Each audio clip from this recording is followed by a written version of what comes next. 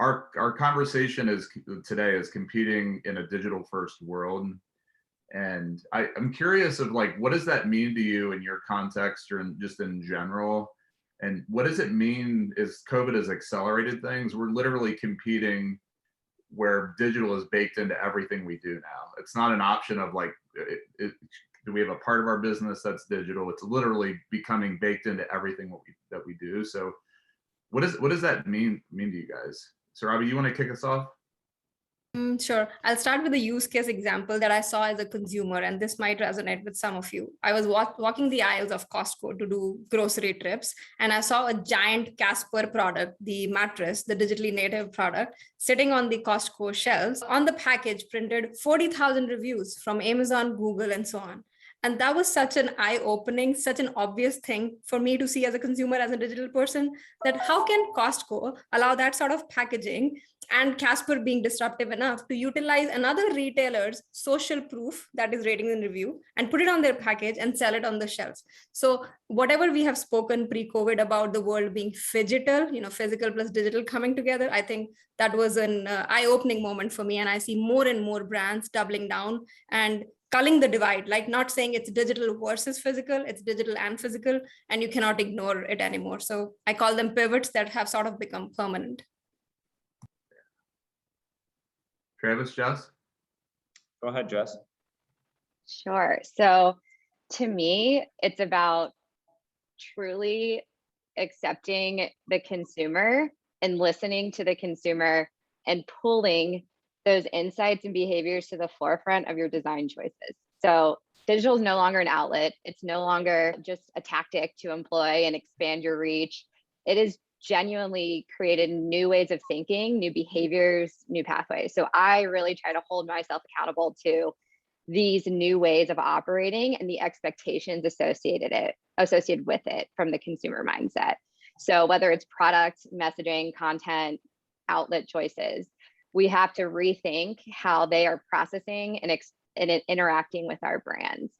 And so I also, kind of harp on this with my team a lot, and it's not an audience thing either. So I hear all the time from companies and leaders that TikTok, as an example, is for the Gen Zs. And so I don't need to worry about it. But I'm pretty sure that's what everyone said about Facebook when Facebook came out. And now look, it's the biggest platform to sell to boomers. So I think it's constantly challenging your own thinking and barriers in your way to truly be consumer first, because this is the first touch point, whether they're going to end up buying on digital or in retail, that you can now start building that relationship.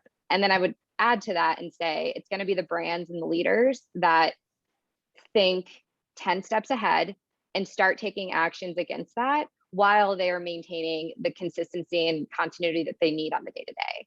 And I want to highlight Reckitt for a moment, because I believe that they did a phenomenal job of, 3-4 years ago, prior to the pandemic, they made the choice at the leadership level to staff a dedicated e-commerce business. They knew that that was an arena that they had, to develop their expertise and accelerate if they wanted to win.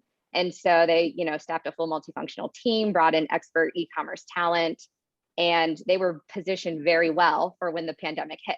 They already had a performance marketing engine built. They already had a content machine for the e-commerce shopping occasion. And so while Lysol in and of itself was going to boom, they were able to make major share gains by having the foundation set. So I think it's that yin and yang of really staying true to the consumer, but also taking that operational risk and foresight of acting towards it. Travis? Yeah, I think there's maybe two ways to think about it. There's the enterprise context and then the individual context that we should be kind of reflecting on. From an enterprise standpoint, I think it's critical that organizations sort of step back and reevaluate people, process, tools, and really just the overall strategy, and get a clear understanding of structurally what's changed and what's going to be required to compete in a digital world. I think Jess was just talking about like the commitment to stand up a digital and e-commerce team. Oftentimes what I see, and I'm going through it now on the B2B side of our business, is, they brought me in, I've got 3 people, and oftentimes everyone else in the organization sort of like anything that's digital or e-commerce goes to the digital and e-commerce team. And while I think these teams that are stood up can be effective at catalyzing the organization to transform, I spent a lot of my time with the senior leadership team, sort of influencing this idea of like, it needs to permeate everybody's role. Like all of our job descriptions need to be rewritten. If you're a marketer in a digital world, you need to understand the implications of content on some of these platforms. You don't farm that out to a SWAT team of e-commerce experts. And that sort of transformation can take a while. And then individually, I think for those of us on the call, it's about kind of recognizing these inflection points before they hit. You know, COVID is the great accelerator, but you could see that trend coming even prior to the pandemic starting. And I think developing a new set of muscles and skills to compete in a very different world than perhaps what you've been rewarded and promoted to do in your previous life is something that is counterintuitive, but I think is also what differentiates people that make that pivot successfully from those that don't. Trevor,